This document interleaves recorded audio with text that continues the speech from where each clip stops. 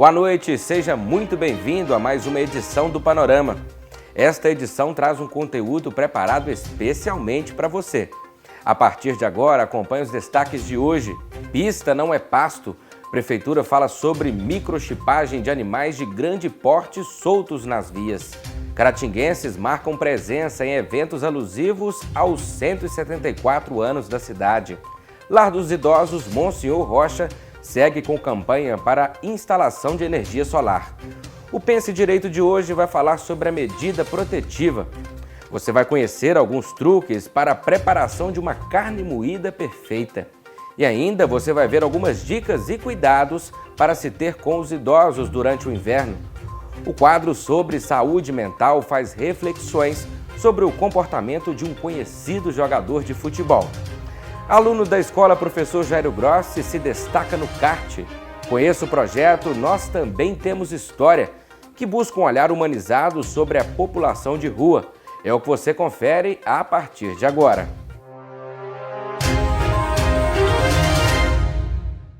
Muitos acidentes graves registrados no Brasil possuem como principal causa a presença de animais de grande porte soltos nas rodovias. Na tentativa de acabar com esse problema e identificar os proprietários, a Prefeitura de Caratinga segue realizando a microchipagem dos animais de grande porte recolhidos. O município de Caratinga iniciou, no segundo semestre de 2021, o processo de microchipagem de cavalos. Esses animais são recolhidos de via pública, transitando livremente pelas rodovias estadual e federal. No decorrer dos últimos 3 anos, mais de 300 animais foram retirados dessa situação. O objetivo da microchipagem é inserir um dispositivo no animal que é recolhido e, através desse dispositivo, a gente consegue identificar aqueles animais que são reincidentes.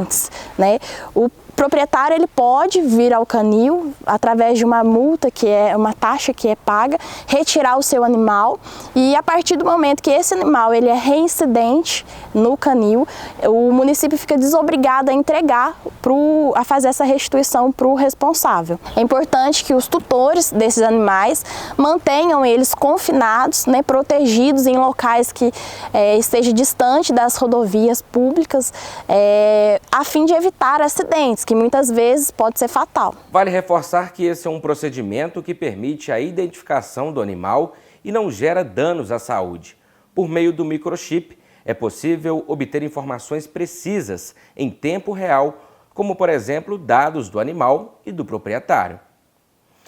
As comemorações do aniversário de Caratinga chamaram a atenção e atraíram um grande público.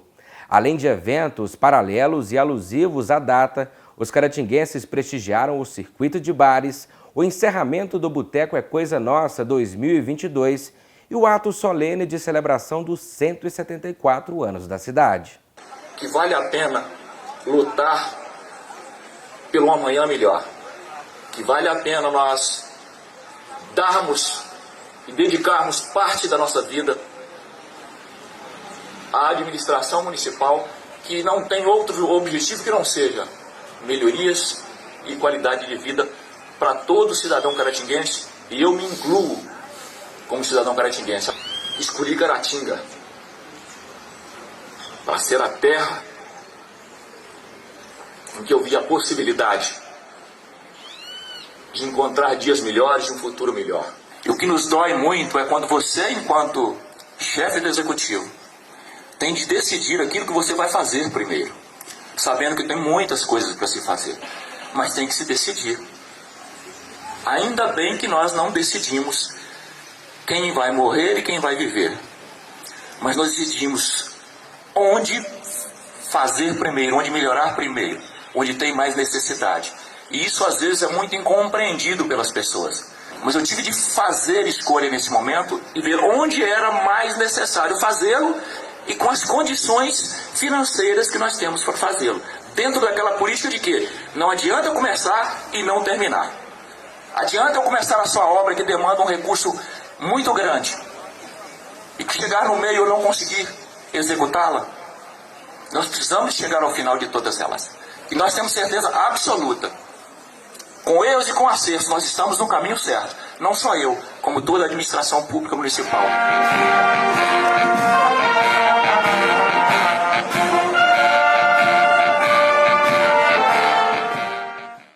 Panorama produziu uma reportagem especial sobre o aniversário da cidade. Ela está disponível em nossas redes sociais. No @Panorama Caratinga você pode conferir, curtir e compartilhar. E agora vamos falar de uma ação solidária. Há cerca de 2 meses, o Lar dos Idosos Monsenhor Rocha, em Caratinga, iniciou uma campanha. O objetivo é arrecadar fundos para a instalação de energia solar no prédio da instituição beneficente. O asilo, que não tem fins lucrativos, está tendo gastos altos com contas de energia mensalmente e, por isso, conta com a ajuda da população mais uma vez. O Lar dos Idosos Monsenhor Rocha, que fica no bairro Santa Cruz, em Caratinga, iniciou uma campanha especial há cerca de 2 meses. Para gerar economia de energia e custos, a iniciativa da entidade pretende angariar recursos para a instalação de um sistema de energia solar. Para que isso seja possível, a instituição precisa arrecadar um valor que gira em torno de R$180 mil. Eu deparei com uma situação bastante incômoda, quando eu vi a conta de luz do mês anterior, R$ 5.700. E nós podemos montar a usina solar para baratear essa conta e esse dinheiro ser investido em outras necessidades lá, né? Então nós estamos aqui fazendo essa campanha para que possamos socorrer a Caratinga e nos ajudar nessa empreitada de investir para ter retorno futuramente. Atualmente, o Lar dos Idosos gasta mais de R$5 mil por mês com a conta de energia elétrica. Com a instalação do projeto da usina de energia fotovoltaica, trará uma economia que pode chegar a quase R$49 mil por ano, ou seja, mais de R$4 mil por mês. Com certeza a economia vai passar de R$4 mil depois de iniciado o projeto. Então nós estamos precisando disso aí, e para que nós possamos, e futuramente, quando nós for instalado, esses R$4 mil será investido lá mesmo em outros projetos. O Lar dos Idosos Monsenhor Rocha atende 72 internos e conta com 42 funcionários ativos, como enfermeira, assistente social, fisioterapeuta e nutricionista, por exemplo. Por mês, a instituição tem uma despesa de cerca de R$100 mil, com água, luz, funcionários e medicamentos. O asilo sobrevive das contribuições dos idosos, de um convênio da Prefeitura de Caratinga no valor de R$ 4.150 e principalmente da generosidade e doação da população. E para os idosos, a alimentação, muitos têm alimentação diferenciada e muitos têm medicamentos caros. Apesar que a maioria deles são aposentados pelo INSS, tem o seguro do INSS deles, mas não é o suficiente para poder arcar todas as despesas. Os interessados em ajudar esse sonho virar realidade podem contribuir de várias formas. Nós temos a doação através do carnê. A pessoa que tiver a vocação de doar pelo carnê, eles podem dirigir-se ao asilo ou ligar o telefone 3321-2426 e nós temos um emissário que vai visitar a pessoa e fazer a arrecadação. Mas nós temos também uma outra maneira mais confortável de a pessoa poder doar, pelo Pix. Nós já abrimos uma conta no Cicobi, ali perto da Catedral, exatamente para essa campanha. Já está funcionando, já recebendo alguma coisa, então nós temos a conta lá que está funcionando à disposição daqueles doadores que possam contribuir conosco. Quem desejar contribuir com a campanha, o banco é o Cicobi Credit Cooper, agência 3219, conta 51.299-0, ou ainda por meio do Pix. A chave é doaçãolardosidosos@gmail.com. Você sabe o que é uma medida protetiva e em quais situações ela pode ser aplicada?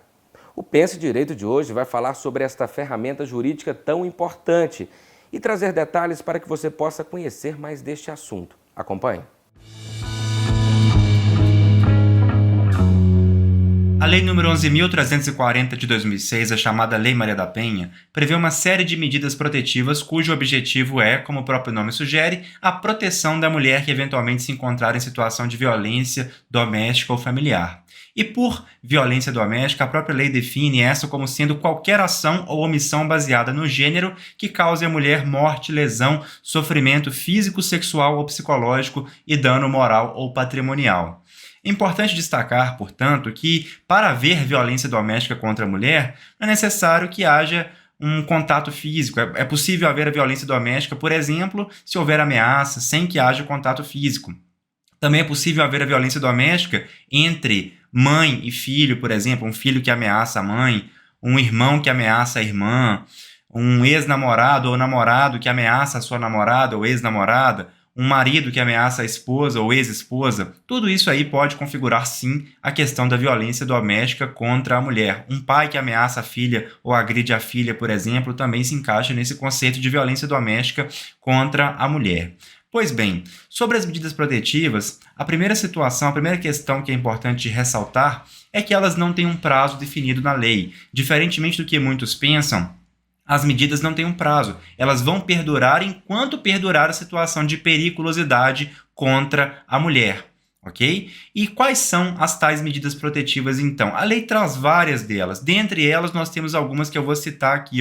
A suspensão da posse ou restrição do porte de armas com comunicação ao órgão competente. Vamos supor que aquele agressor ou suposto agressor, ele tem o porte de arma de fogo ou a posse de arma de fogo. É possível que o juiz decrete como medida protetiva a suspensão desse porte ou dessa posse das armas de fogo que aquela pessoa eventualmente tiver, como uma maneira de proteger a mulher. Nós temos aqui também a medida consistente no afastamento do lar, domicílio ou local de convivência com a ofendida. Então é possível que o juiz decrete que o sujeito saia do lar. Enquanto não resolver a situação da violência doméstica, não for julgada aquela causa, se houve mesmo aquela violência ou não, que ele saia e vá morar em outro local e deixe a mulher naquele local, naquele domicílio onde os dois ali conviviam.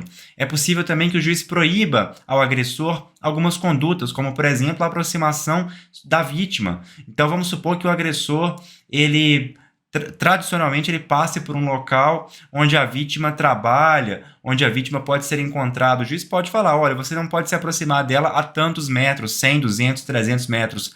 Não pode se aproximar a menos que isso, porque senão estará descumprindo a medida protetiva. E se o sujeito eventualmente descumprir a medida protetiva, além dele cometer um crime próprio, que é o crime de descumprimento de medida protetiva, ele também pode ser preso preventivamente em razão desse descumprimento. Então ele terá umas consequências aí de natureza processual penal, que é a prisão preventiva, e além de responder pelo próprio crime de descumprimento da medida protetiva, que é uma outra situação, é uma consequência de natureza penal. Enfim, são várias as questões que a Lei Maria da Penha traz. Aqui tivemos a pretensão apenas de trazer um breve resumo. O importante é saber que existe sim proteção para aquela mulher que eventualmente se encontrar em situação de violência doméstica. Reforçamos que é importante sempre buscar a orientação de um advogado de sua confiança se você tiver alguma dúvida sobre questões relacionadas ao direito. Um prato simples, saboroso e muito presente nas refeições das casas de muitos brasileiros. Estamos falando da carne moída. Embora seja muito comum, seu preparo possui truques que são fundamentais para garantir o sabor que conquistou a nossa mesa e o nosso paladar. Carne moída, arroz e feijão. Esse prato comum e saboroso é uma das delícias que quase sempre está presente na mesa do brasileiro. Uma refeição, mas o preparo, principalmente da carne, nem sempre garante o bom paladar se não nos preocuparmos adequadamente com todos os cuidados que o cozimento exige. Este homem, morador do bairro Salatiel, em Caratinga, conta que às vezes chega a consumir a carne moída até 2 vezes por semana. Ademir Lúcio afirma que a preferência pelo alimento se deve principalmente ao capricho, no tempero e ao jeito especial de fazer o prato. A minha esposa é muito caprichosa, tem um carinho, um jeito especial de fazer, né? Então aprendeu tudo com a minha sogra, que era um anjo de pessoa na cozinha. Hoje em dia, aí ó, tô gordinho por isso. O que se sabe por meio de relatos históricos é que as primeiras receitas usando a carne moída foram feitas na Mongólia e na Turquia. As tribos dessas regiões, conhecidas como tártaros, tinham o hábito de moer carnes de menor qualidade para as tornar mais digeríveis. Essa moradora do bairro Santo Antônio tem a carne moída como um de seus pratos preferidos. Maria das Dores dá dicas sobre como fazer com que as pessoas fiquem com água na boca na hora da refeição ao saborear essa delícia. Tem um segredinho que a gente bate o alho com... Vamos dizer assim, a gente bate o alho em casa, a gente compra ele pronto lá, mas o alho batido em casa a gente põe um pouquinho de orégano, a gente põe o tempero da gente, a gente faz o temperinho e fica até mais gostoso, né? Mas cada pessoa faz com o seu tempero, do seu jeito. Eu faço, vario de vez em quando com outras carnes, mas eu faço ela afogadinha com cebolinha, salsinha, eu faço aquele bolinho de carne moída, eu faço assim, jogo na macarronada, fica muito gostoso. Eu faço a carne moída assim, de várias maneiras. Põe cebola de cabeça.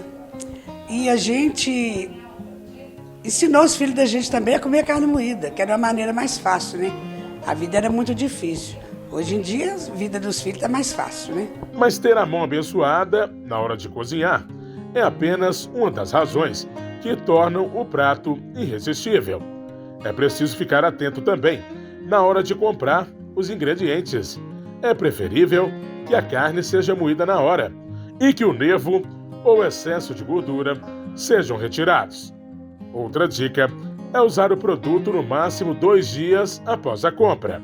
Caso seja um prazo maior do que esse, o ingrediente pode perder o sabor, nutrientes e corre o risco até de estragar. Reinaldo José de Oliveira é proprietário de um açougue na Rua Lamartine, no centro de Caratinga, e trabalha com a comercialização de carnes há 25 anos. Ele sempre orienta seus clientes na hora de comprar e moer carnes. Para Reinaldo, é uma forma de garantir a qualidade e o sabor do produto. Mais vendida a carne de segunda. Um acém, um músculo, um pescoço. Tem gente que gosta da ponta da maçã de peito. Aí já vem a carne de primeira. Tem o patinho, tem um lagarto, tem a chã de fora. Pode ser moída também, muito saborosa. Para fazer um quibe cru, o patinho, que é usado, que é sem gordura nenhuma, né? Cada peça do boi tem um sabor. Por exemplo, o acém tem um paladar, o músculo tem um, maçã de peito tem outro, patinho tem outro. Toda carne tem um paladar diferente. Cada pessoa, para você ter uma ideia, cada um gosta de um paladar de uma carne. Cada pessoa gosta de um tipo de carne. Especialistas ainda dão dicas sobre o beabá da carne moída perfeita. Confira. Na hora do corte, peça ao açougueiro para retirar os tendões e o excesso de gordura da carne. Escolha uma panela larga para preparar a receita. A carne precisa de espaço para dourar rapidamente, de preferência em uma única camada. Refogue a cebola e o alho com um fio de azeite. Quando dourar, acrescente a carne. Quando o produto estiver descolorido, tempere com sal e pimenta. Adicione apenas um pouco de água ao cozinhar batatas ou outros vegetais com a carne. Lembre-se, quanto menos água, mais saboroso será o prato. É tradição da minha avó, da minha mãe, dos meus pais, no caso, que meu pai também gostava muito de carne moída. E meus filhos também gostam. Ensinei eles a aprenderem a comer a carne moída. Vai aí mais uma dica super importante para quem deseja variar na hora do preparo do prato e o tornar ainda mais atrativo e apetitoso.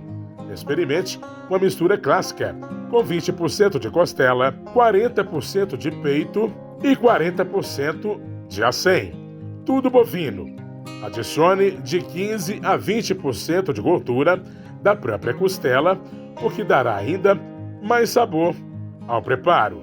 Você também pode moer outras carnes, como presunto ou paleta de porco, cordeiro e até frango, o que poderá deixar a sua receita ainda mais saborosa. Pode fazer carne suína moída também, fica muito saborosa. Por incrível que pareça, fica bom demais. Por exemplo, um pastelzinho de carne suína, fica uma delícia. É uma carne mais suave, né? Muito boa. Fica especial. O importante é a pessoa comprar sempre carne moída na hora, né? Isso que é coisa de carne moída, você sempre comprar carne moída na hora. Se o cliente vê sempre o cara moer a carne na hora para ele ali, ó. E tem gente que gosta que passa uma vez só. A carne passada uma vez só, ela fica uma carne mais saborosa, né? Mas a maioria pede para passar 2 vezes. Aí ela fica uma carne mais fininha, fica mais bonita, né? Mais vista, mais presença, ela dá mais presença. Mas no mais, toda a carne é gostosa, né?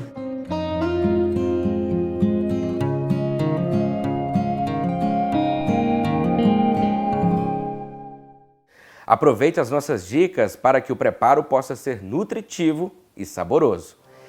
E ainda hoje falaremos da importância dos cuidados com a saúde dos idosos no inverno. O psicólogo Caio César Gomes traz o exemplo de um conhecido jogador de futebol para refletir sobre comportamentos. Aluno da escola Professor Gério Grossi vem se destacando no kart. Vamos conhecer o projeto Nós Também Temos História, realizado por voluntários em Caratinga. Voltamos já!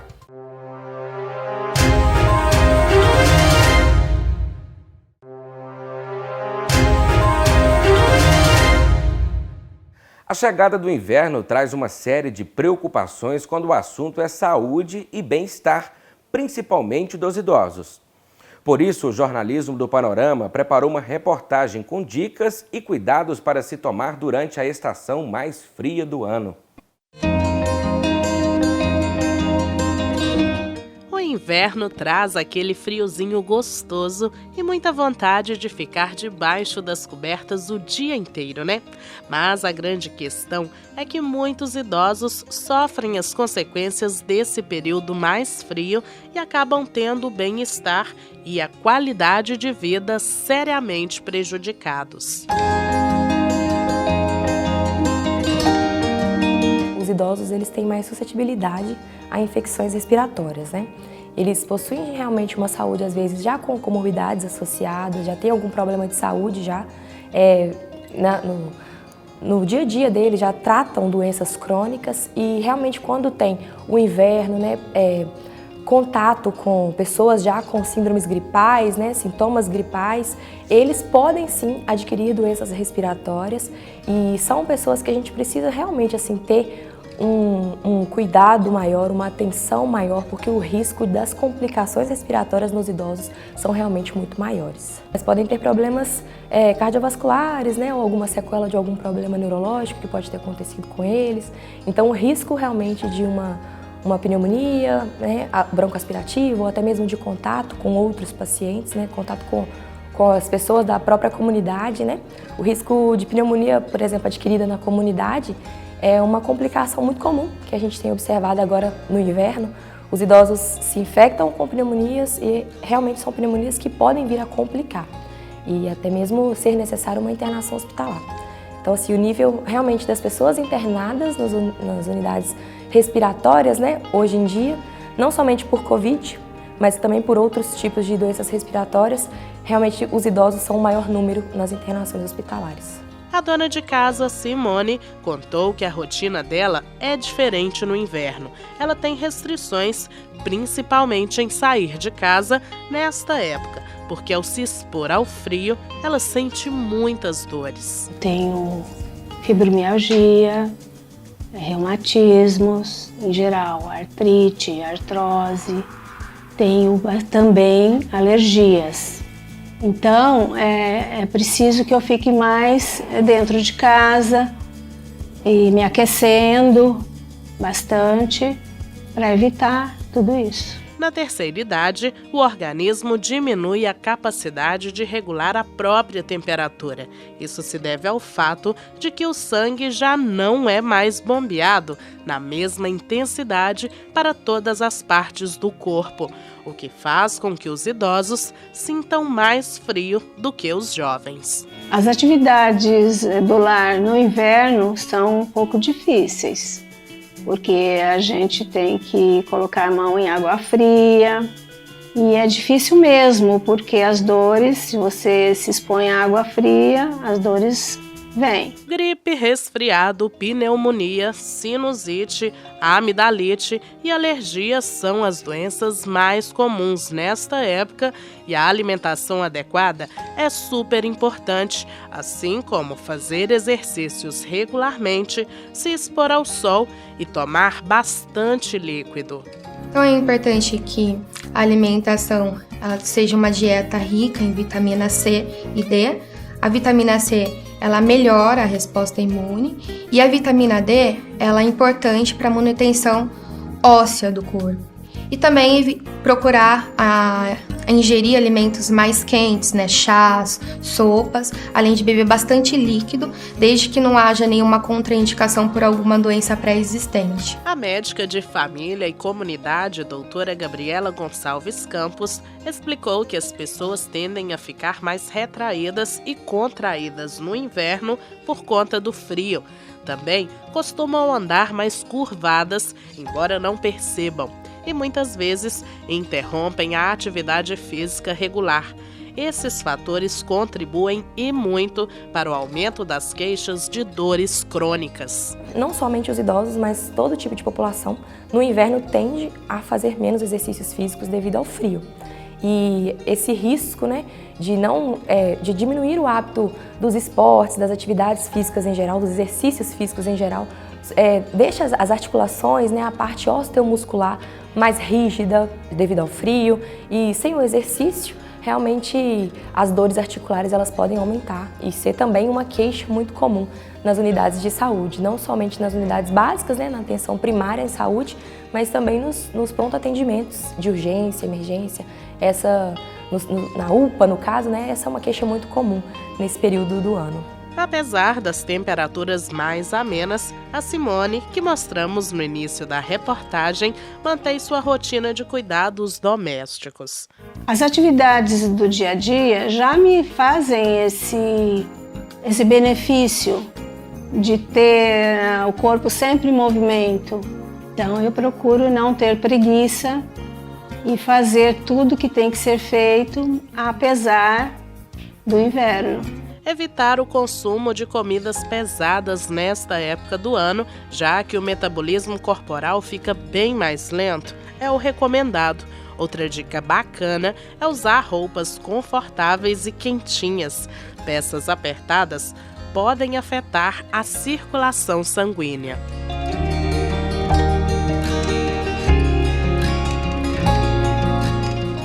Uma outra observação é sobre o ambiente. Em dias mais frios, muitas pessoas têm o hábito de deixar as janelas fechadas o tempo todo, mas isso pode ser extremamente prejudicial, principalmente para os idosos.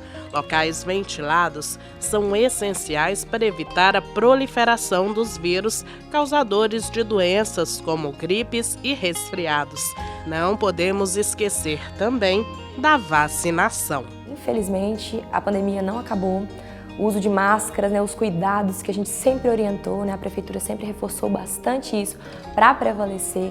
Deve ser, sim, um cuidado permanente na saúde dos idosos, né, na vida dos idosos e também dos seus familiares, né, as pessoas que cercam essa população. Realmente é uma população de maior risco, apesar de ter sido imunizado, a vacina realmente ela é excelente para a saúde, ela diminui os sintomas, ela diminui as chances de complicações e evoluções para para prognósticos ruins. Ela protege, mas ainda assim o teste positivo do Covid pode ser uma coisa realmente que complique, não só a proteção da vacina, mas também a proteção que vocês, né, podem continuar a ter com o uso de máscaras, né, não se expor realmente em ambientes fechados, com pessoas, né, aglomerações, e continuar sim com cuidado em saúde para diminuir realmente o nível de infecção, de aglomeração e também uma superlotação das unidades de saúde. A gente observa isso, que foi muito bom, todo o cuidado que nós tivemos, né, todo o cuidado que a saúde em si, a gente observa em Caratinga, né, teve. Realmente o índice é cada vez menor dos casos positivos, das complicações, dos óbitos, mas ainda assim é necessário que o cuidado permaneça.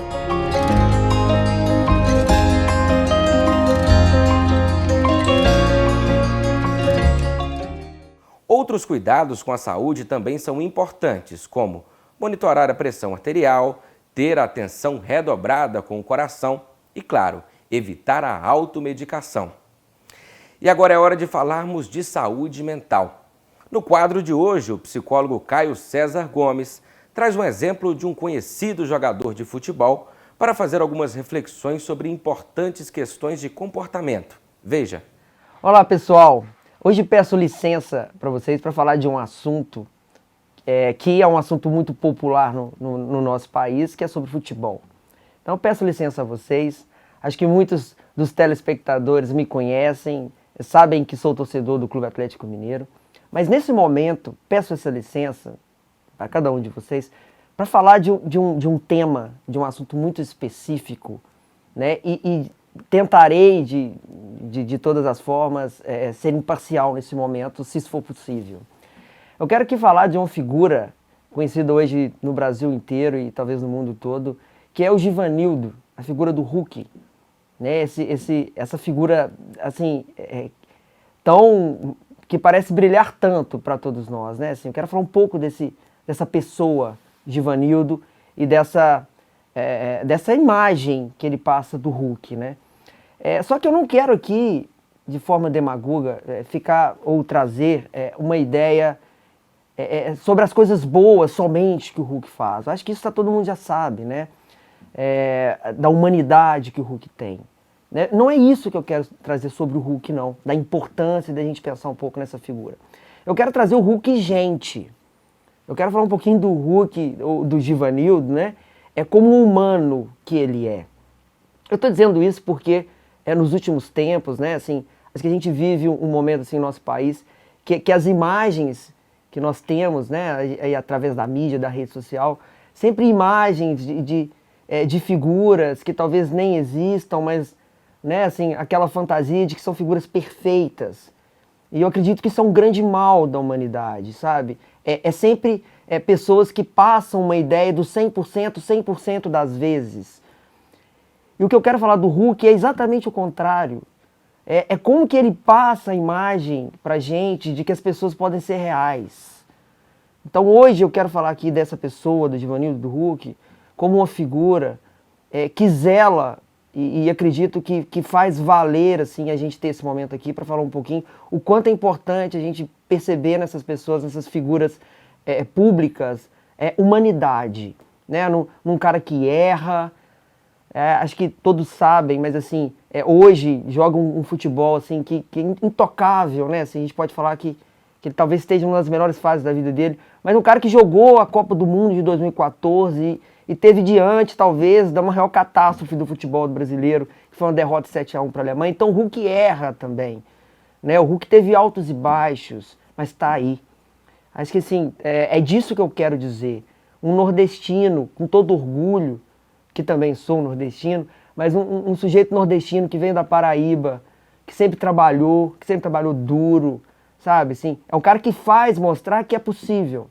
Eu acho que o Hulk hoje, ele nos faz pensar assim, também na importância da visibilidade para outros lugares, sabe? Assim, da visibilidade para o Nordeste brasileiro, para os lugares mais pobres, para as periferias, né? O quanto de Hulk nós temos nesse país, que não é só bom de bola, mas é também bom de coração.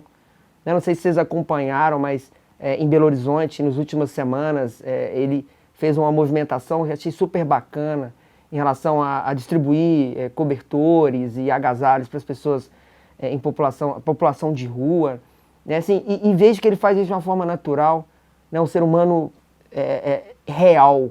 Então eu quero falar um pouco disso, né? Da importância de a gente ter o Hulk aqui, não como um Deus, né? Ele não é Deus de forma alguma, não quero pensar dessa forma e não acho que é assim, mas um cara real, que aos 36, 37 anos, mostra que tem lugar para todo mundo, sabe? Assim, o profissionalismo do Hulk é algo muito importante da gente pensar nos dias de hoje. O cara trabalha, né? Se ele joga o futebol, claro, mas ele leva isso de uma forma muito legal, né? Assim, aquela ideia de que depois de uma certa idade a gente não pode ser mais interessante. Ele vai exatamente ao contrário, tá aí correndo como um menino com a idade que ele tem. Então acho que isso tem que ser pensado na valorização das pessoas, na valorização, né, assim, de outras formas de ver a condição de trabalho, sabe? De dar lugar às pessoas mais velhas, de uma outra forma, com outro tipo de inteligência, com outro tipo de perfil, a forma como ele vê o jogo. Acho que isso tudo é muito importante. A visibilidade para as periferias,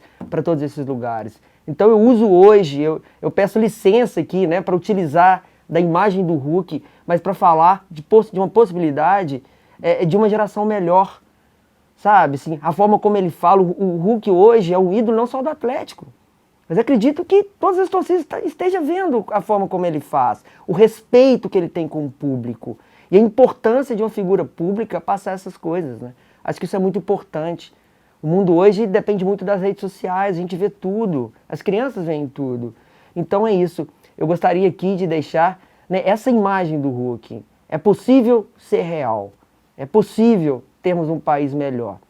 É importante valorizarmos outros lugares, outras regiões do país, assim como o Hulk veio da Paraíba. Vamos pensar um pouco sobre isso. Até mais, pessoal. É importante refletirmos sobre essas questões para que possamos evoluir nos nossos comportamentos.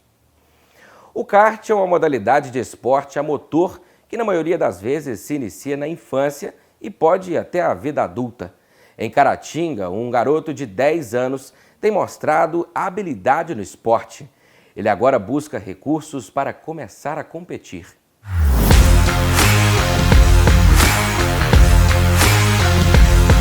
Todo equipado com macacão, luvas e capacete. Rodrigo, de 10 anos, tem paixão pelo automobilismo. O interesse começou desde muito cedo e ele já tem o próprio kart. Eu comecei quando eu tinha uns 7 anos. Também eu andava, ia lá no shopping e andava lá e brincava nos videogames. Aí meu pai comprou um simulador pra mim também e depois ele comprou o kart pra mim. Aí eu fui andando em Ipatinga. Aí depois eu andei lá na RBC, lá em Belo Horizonte. Consegui disputar o Mineiro lá, eu fiz um monte de amizade lá na RBC. O kart é um esporte de adrenalina, emoção e muita diversão. Rodrigo já passou pelas pistas em Ipatinga e Belo Horizonte. Tudo foi registrado pelo pai, que faz questão de acompanhar de perto. O pai conta um pouco da trajetória do filho e a busca para que o garoto se desenvolva mais dentro do esporte. Rodrigo demonstrou desde criança uma aptidão para automobilismo. Então ele ganhou um simulador, né, e em casa eu pude notar que ele tinha uma aptidão diferenciada das outras crianças, né, para a questão de pilotar um automóvel. Aí, em algumas idas em Ipatinga, ele pôde andar em alguns karts alugados. Aí, o pessoal de lá, que vive daquilo, né, me falou que ele realmente era diferente, ele tinha uma aptidão diferenciada para aquilo ali. Aí a gente comprou um kart, né, o primeiro kart dele, e começou a andar em Ipatinga. E o Rodrigo pôde fazer uma bateria de kart amador, certo? Onde você anda com o kart alugado. Então ele andou junto com 10 crianças e conseguiu, como se diz, chegar em primeiro com facilidade, dando volta em todo mundo. Então a única opção restante é o quê? É o kart profissional mesmo. É o sonho da vida dele. Ele fala que quer ser piloto. O principal desafio agora é buscar apoio para os treinos. A distância e a questão financeira acabam limitando a prática e dificultando a entrada em competições. Se nós barramos na questão logística, né? Nós estamos numa cidade que infelizmente não tem nada relacionado ao automobilismo, né? Profissionalmente, para ele seria somente Belo Horizonte. Então nós estamos aí na busca de tentar arrumar um patrocínio, né, para ele poder conseguir dar andamento a esse sonho. Ele é a única criança, caso vier a disputar o Campeonato Mineiro, ele vai ser a única criança do interior do estado de Minas, né, a disputar o campeonato primeiro. Para isso a gente precisa manter uma sequência de treino, né, que devido à distância, né, é muito complicado para a gente. Ele vai tentar concorrer com crianças que moram lá, né? Então a gente tem esse problema da logística, com quem está lá todo dia, o máximo que ele vai conseguir ir lá no final de semana. E infelizmente custa caro, né? Eu infelizmente não tenho condição de arcar com isso, e todo final de semana treinar, você tem que pagar a equipe lá em Belo Horizonte para ele conseguir fazer um tempo de volta condizente com disputar uma etapa do Campeonato Mineiro. Então, para isso, a gente, infelizmente, precisa aí de ajuda, né, de patrocínio, para a gente conseguir dar sequência nesse projeto. Com muita assistência e carinho, o maior impulso que Rodrigo recebe é o da família.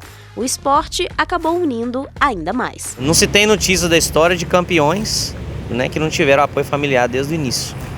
Não, então, assim, tem um tio que ajuda muito, né, que sempre vai com a gente em Belo Horizonte, a gente sempre vai no carro dele.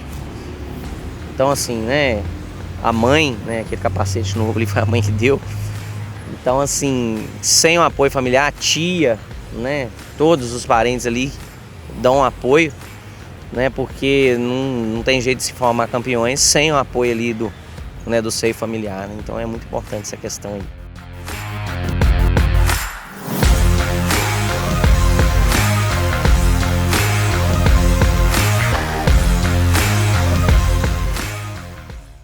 Fica aqui então a nossa torcida para que o Rodrigo possa conseguir o apoio necessário para conquistar muitas vitórias.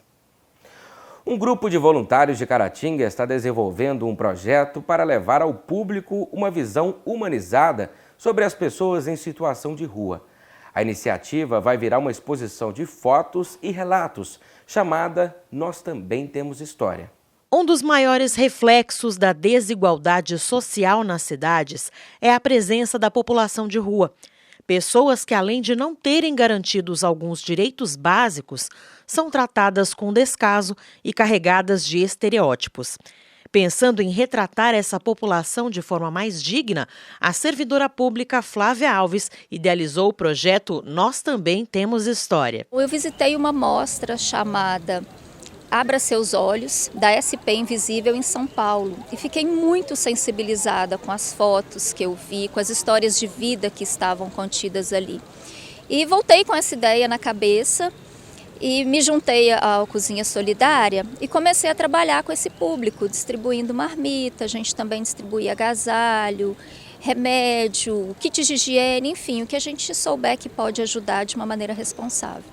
Voltei com essa ideia na cabeça e comecei a conversar com algumas pessoas. Será que a gente podia fazer essa exposição aqui em Caratinga, mas com a nossa cara? O povo de Caratinga é tão solidário, em torno de 30 voluntários, apoiados pela Cantina Áurea, pelo Cozinha Solidário, pelo Caratinga Invisível e juntando os movimentos para poder fazer isso funcionar. Ao longo de um mês, os voluntários conversaram com cada um dos retratados, recolhendo depoimentos e tirando fotos. A gente já tem, né, um conhecimento dessa população que a gente atende, já temos um relacionamento. Tem pessoas realmente fantásticas em situação de rua, então foi uma coisa relativamente simples. Nós sentamos com elas, explicamos o projeto, pegamos a autorização escrita e assinada por eles e começamos a ouvir os relatos e transformar os relatos em história. Depois de transformados em história, eles são mostrados para a pessoa, né, que deu o seu relato de vida aprovar e aí sim a gente vai disponibilizar para o público. Graziele Viana é voluntária do projeto Cozinha Solidária. De acordo com ela, é evidente o quanto as necessidades dos assistidos vão além da questão financeira. Nós buscamos ter essa conversa para que essas pessoas se sintam acolhidas, para entender a situação individual e também para que elas percebam que existem outras pessoas ao seu redor que se preocupam e se importam com a sua história de vida. A situação de rua é uma situação muito complicada, é uma situação muitas vezes solitária e acaba fazendo com que essas pessoas não tenham com quem conversar, com quem desabafar, contar sobre seus sentimentos, aflições. Assim, o nosso propósito também é ouvir e acolher cada pessoa que encontramos. Cíntia e Yara também participam do projeto a convite de Flávia. Elas afirmam que a iniciativa teve um grande impacto sobre suas vidas. Acho que a gente tem um crescimento pessoal, né, muito grande, porque mexe muito com a gente, quebra, né, como que eu falo? Abre um leque de visões que às vezes a gente não tinha, né, sobre essas pessoas mesmo. Nós não percebemos o quanto nós somos privilegiados de tudo que temos, de tudo que nós realmente passamos para todo mundo, porque A gente tem tudo, a gente tem uma casa, a gente tem uma família, e eles são felizes com o que eles têm mesmo. Muitos falam que eles têm uma família, embora eles estão marginalizados, né, assim, à margem da sociedade, eu quis dizer, mas eles são felizes onde eles estão, eles são gratos por nós estarmos lá, eles são gratos pelas pessoas parar para ouvir eles, sabe? A mostra fotográfica será lançada no dia 9 de julho na Praça Cesário Alvim e ficará aberta ao público por 2 semanas. Depois desse período, as organizadoras pretendem levá-la a outras instituições, como escolas e igrejas. Tem muita gente boa trabalhando, as fotografias estão fantásticas. A Ana Laura e o João, nossos fotógrafos, deram um show. Então a gente acha que não deve só deixar isso aqui na praça, não. Ela vai ficar aqui na praça durante uns 15 dias. Depois ela vai circular por Caratinga e estamos com a ideia de levar também para toda a região. Olha, morador de rua não é só bêbado, drogado e foragido da polícia. Tem gente fantástica que por questões familiares, por problemas de saúde e por falta de oportunidade chegaram nessa situação. Tem histórias realmente lindas. Tem pessoas ali que dá vontade de levar para casa imediatamente. Mas a gente sabe que as coisas precisam ser feitas de maneira responsável. Então a gente quer mesmo que essas pessoas sejam vistas pelo que elas são, por quem são. Tem gente de todo tipo na rua, mas são pessoas e essas pessoas valem a pena. As organizadoras da exposição estão procurando patrocínio. No Instagram, @nós-temos-histórias, você pode saber mais sobre o projeto. Não deixe de conferir. Estamos caminhando para o fim do panorama de hoje. Não deixe de conferir as nossas redes sociais para se manter conectado com as notícias. O nosso muito obrigado a você que nos acompanhou até aqui. Te esperamos na nossa próxima edição. Até lá!